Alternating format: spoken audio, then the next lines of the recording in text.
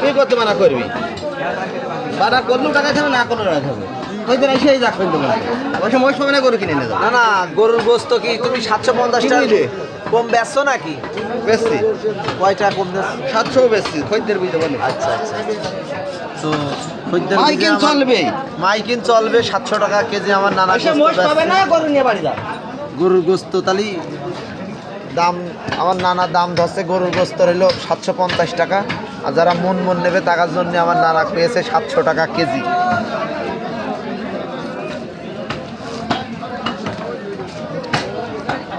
আর ধরতে হবে না, আর ধরতে হবে না।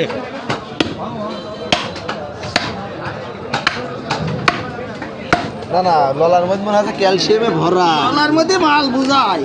Wow wow.